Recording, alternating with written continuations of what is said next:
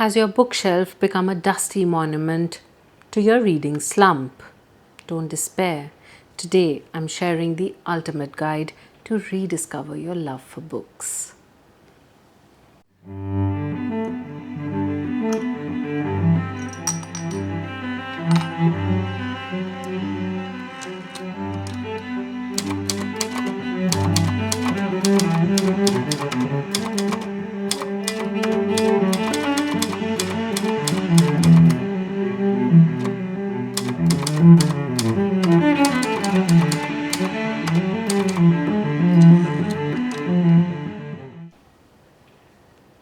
Hi, I'm Ridhima. Welcome to the Old Trunk. If you're staring at your TBR pile, wanting to read but feeling totally uninspired, I've been there and I've got you covered. In this video, I'm sharing practical tips to pull you out of your reading rut. Let's start with the basics. What's a reading slump? It's that frustrating moment when you pick up a book, read half a page, and just nope. Your brain's not in it, and you'd rather scroll through your phone or rewatch your favorite show. I've been there. Last winter, I went weeks without finishing a single book because work stress and endless notifications had me distracted. Reading slumps can hit for so many reasons. Maybe you're overwhelmed, burned out, or just read a book that fell flat. Or maybe your TBR pile feels like a chore instead of a treasure. But here's the thing, reading slumps are temporary. With the right strategies and the perfect book, you can get that spark back. I've got 9 tips that have worked wonders for me. Stay tuned till the end of the video for some stellar recommendations to break that slump. Grab a drink and let's dive in. Ditch the chunker. A reading slump often comes with a sense of overwhelm, often feels like a mountain you can't climb. Short books under 250 pages give you a quick win, like crossing a finishing line without breaking a sweat. They're less intimidating, easier to finish, and give you that glorious "I did it" rush, which can kickstart your reading momentum. Completing a short book reminds you that reading can be fun and achievable, not a chore. Now, what personally works for me is reading poetry. So even when I'm not in a slump and I'm reading a rather heavy novel, I tend to read poetry in between in order to feel a little less heavy and lighten my mood. Pick a novella, a short story collection, a slim novel, or a poetry collection. If you're worried about choosing the right book, you can comment here or DM me on Instagram. The ID is in the description. The key is to keep it light and quick so you can build confidence and excitement for your next read and savor the victory of turning the final page. Genre hopping. If your usual genre feels stale, it's like eating the same meal every day, boring. Diving into a new genre can jolt your brain awake and reignite your curiosity. A fresh perspective, whether it's the emotional depth of a memoir or the vivid world building of historical fiction, can make reading feel like an adventure again. It's a way to break the monotony and rediscover what makes stories exciting. For example, if you're a sci-fi buff, try a cozy comfort read like Before the Coffee Gets Cold by Toshikazu Kawaguchi. If you love romance, dip into historical fiction like The Last Mughal by William Dalrymple. Not sure where to start? You can explore short stories in anthologies to sample multiple genres without committing to a full novel. The goal is to surprise yourself with something unexpected. Another thing that I would recommend you do is keep a journal or note on your phone and jot down what you liked or didn't in the new genre alongside reading. This reflection can help you pinpoint What excites you about reading? Micro mission. Grand goals like read a book a week can feel crushing in a slump. Tiny, bite sized goals, say 10 pages or 10 minutes a day, are so doable. They sneak past your brain's resistance. These micro missions build a habit without pressure, and often once you start, you'll read more because the story pulls you in. Okay, now that we have conquered those 10 minutes or 10 pages, we come to the 5 more rule. So, what this means is that we add 5 more of whatever measure we have used to quantify. If we have read for 10 minutes, we add 5 more minutes. Or if we have read 10 pages, we add 5 more pages to it. What it does is it increases focus and pushes you beyond the point of frustration and helps you build a mental concentration. It's like tricking yourself into exercising by saying, I'll just walk for 5 more minutes. Set a specific time each day, like right after breakfast or before bed, and commit to your micro goal. Use a timer for 10 minutes or mark 10 pages with a sticky note. If 10 pages feels tough, drop it to 5 or even 1 paragraph. Consistency matters more than volume. Over time, these small wins add up and you'll find yourself eagerly reaching for your book. Pockets of Stillness. The name is inspired by Maria Popova. How I define pockets of stillness in the context of reading is that we curate a space which makes you feel relaxed and makes reading a sensory experience that feels indulgent. What I mean by creating pockets of stillness is creating the right vibe. Think soft lighting, a cozy blanket, the hum of a cafe, or the chirping of birds in a park that taps into your senses and makes your brain crave books. It's about creating a space that feels so inviting you can't wait to curl up with a story. The key is when you are in a pocket of stillness, you want to read because you have created a space and a ritual that whenever you are there, the vibe is such that you disassociate from all your distractions and focus on reading. For me, it's my bedside with all the cozy lighting and 1 hour before sleeping. I get comfy, keep my phone on D&D and read without any distractions. Experiment with what makes you feel relaxed. Ghost the gloom. Forcing yourself through a boring book is a surefire way to deepen a slump. Giving yourself permission to DNF, did not finish a book, is liberating. It frees up mental space and time for stories that actually excite you.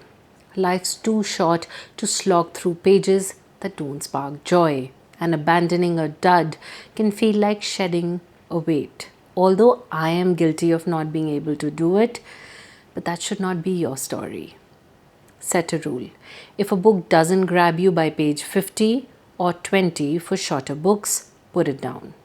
To avoid guilt, remind yourself you can always come back later if the mood strikes. Keep a DNF list. Write a note about why you stopped. Example, too slow, not into the characters, etc., etc. To feel closure. Then immediately pick up something new, going through your local bookstore and reading the blurbs, seeing what excites you most. The thing that really works for me when I can't find something new, I pick up a book which I have read and loved in the past and reread it. To not fall in the ditch of a reading slump again. Read to learn. A slump often stems from feeling aimless, so giving yourself a reading purpose can reignite your drive. Whether it's learning about a historical event, exploring a hobby, or diving into a topic you're curious about, purposeful reading feels meaningful. It shifts your mindset from I should read to I want to know more, making books a tool for growth and discovery. Choose a book tied to something you're curious about. If you're into current events, pick a non-fiction book. If you're into healing yourself, both mentally and physically, pick a good self-help book. I'll be recommending some at the end of the video. If you're curious about a country, pick a book set in that country. There is no dearth of books on topics, some of which might intrigue you. To stay motivated, jot down one thing you learned or loved after each reading session. Switch the format. Sometimes the physical act of reading a book feels daunting in a slump. Switching to audiobooks or ebooks can lower the barrier, making stories more accessible. Audiobooks let you read while doing chores, and ebooks are portable and adjustable. Different formats can trick your brain into seeing reading as fresh and fun, not a slog. Try an audiobook. Pick a narrator with a voice you love. Check samples first, as a great narrator can make the story pop. If you are new to audiobooks, start with something light and engaging.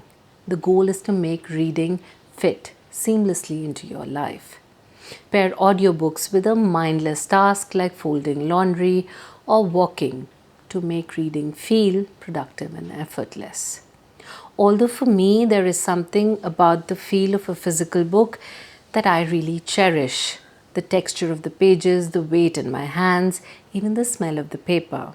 For me, it's not just about reading, it's about the whole experience. It's like having a tangible piece of the story in your hands. The emotional and sensory experience of holding a physical book just adds a layer of connection to the story that I haven't quite felt with digital formats. It takes a village. Reading alone in a slump can feel isolating, but joining a book community makes it social and fun, whether it's a book club, an online forum, or a buddy read with a friend.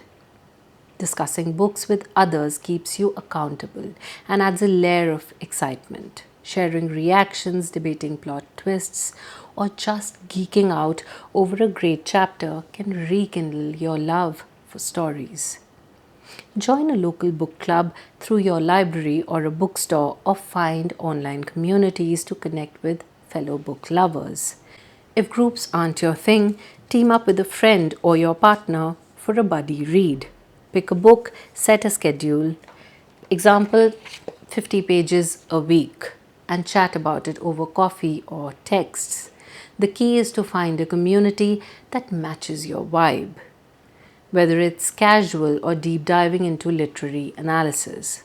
Host a mini book discussion night with snacks and drinks to make it a party, even if it's just you and your partner. So my partner and I, we've got this awesome pact to dive into at least one book together every month, turning it into our own chill little book club. It's like our monthly party. We get all hyped up dissecting the story over snacks, and it's honestly become this super special ritual that keeps our connection strong. Get that handbag. Alright, let's talk about rewarding yourself after finishing a book. Giving yourself something to look forward to can reignite that spark for reading. Imagine this.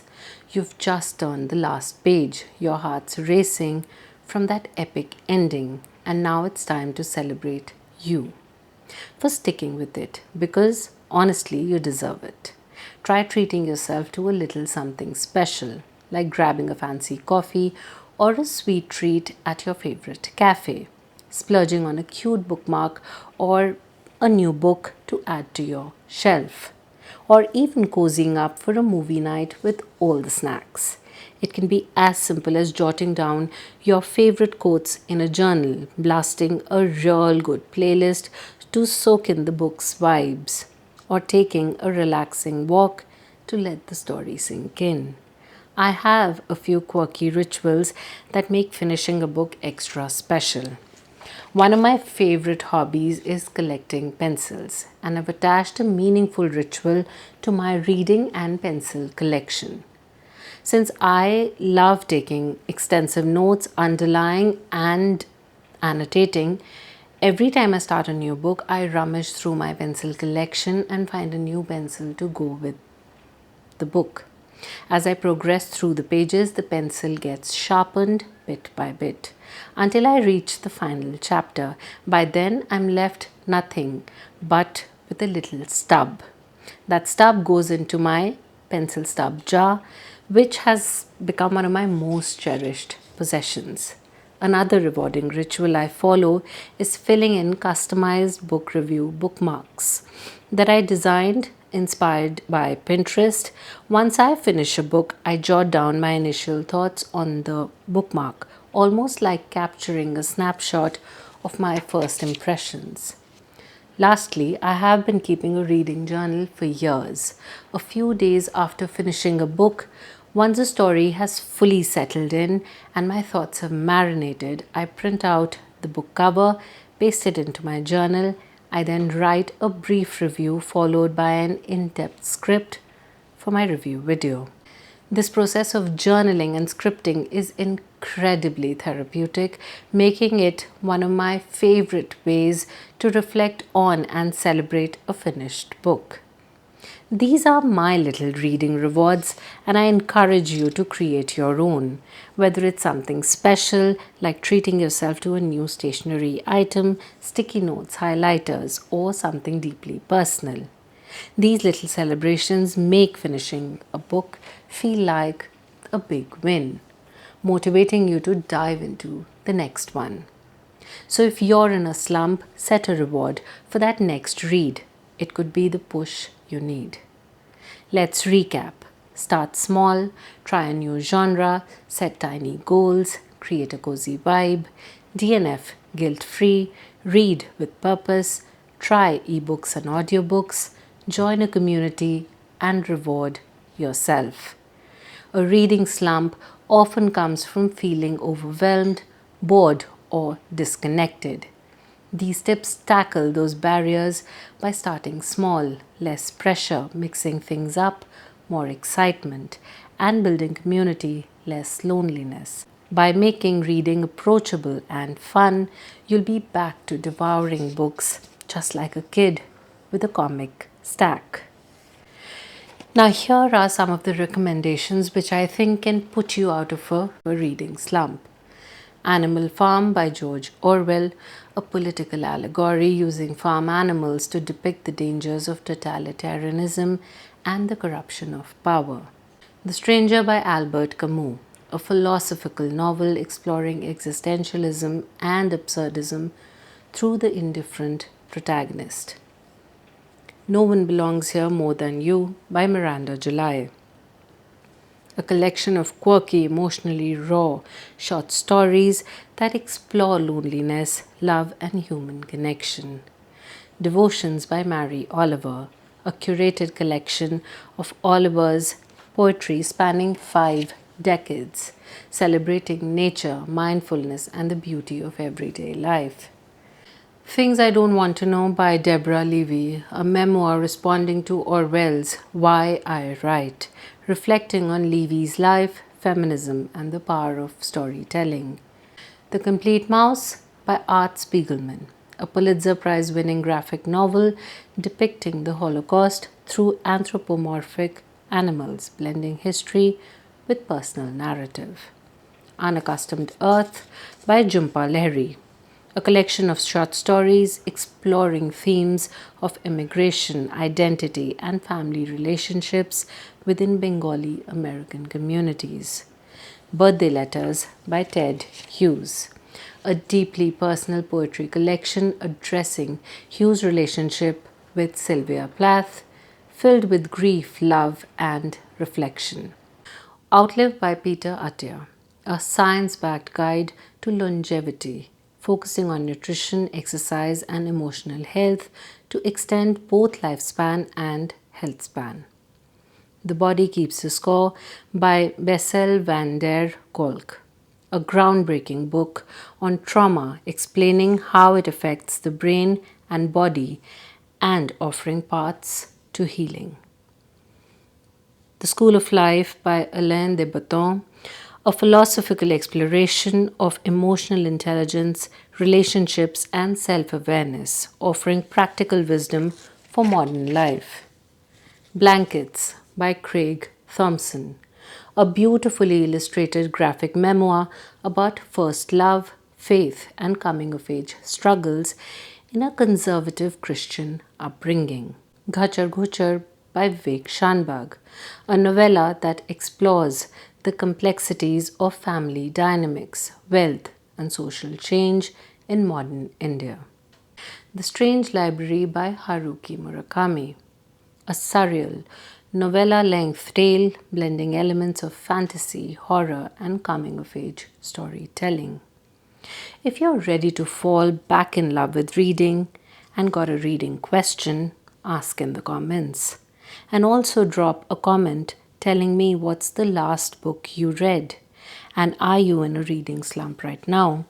Or if you have any suggestions to get out of a reading slump. I'm so thrilled to share my practical tips with you. And I hope you're buzzing to pick up a book. Here's your challenge: pick one tip and one book from the video and give it a go. Then come back and tell me how it went in the comments. I'm dying to hear. If you enjoyed this review, please give this video a thumbs up. Subscribe to the channel if you haven't already and click that bell icon so that you are notified of whenever I upload a new video. Check the description for the links to buy the books mentioned in this video. I'll see you in the next one. Until then, stay happy. Thanks for watching. Lots of love. Bye-bye.